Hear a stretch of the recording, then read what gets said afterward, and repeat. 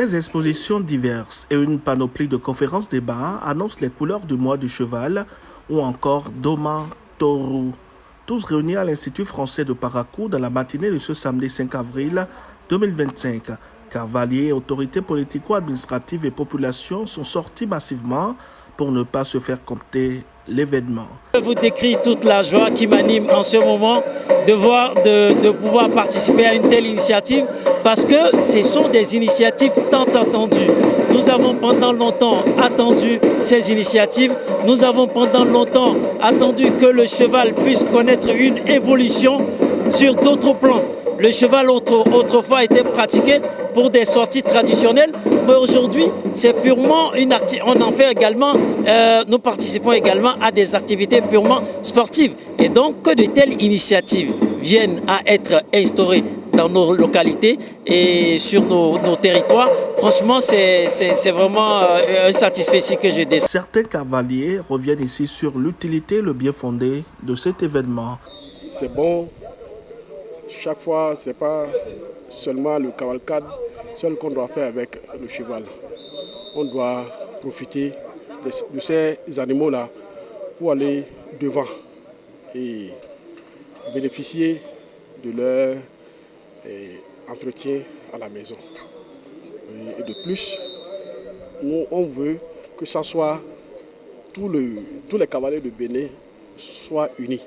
Du 5 au 11 avril 2025, la cité des Koborous va vibrer au rythme des courses épiques, des chevaux aux animations culturelles et plusieurs distinctions sont prévues à l'issue des différentes compétitions programmées. Tout au long du festival, il y a une exposition, vous allez le remarquer, au niveau d'une exposition en imagerie et même en physique des accessoires des chevaux au niveau du CCF ici. Ce sera tout au long du festival.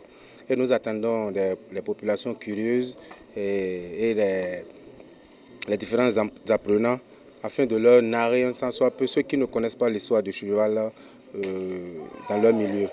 Donc après l'exposition, parallèlement, nous avons une mini-foire qui est organisée au musée plein air de Parakou qui est situé avant le rond-point Hubert Manga où nous aurons tous les accessoires du cheval qui seront vendus par des forains.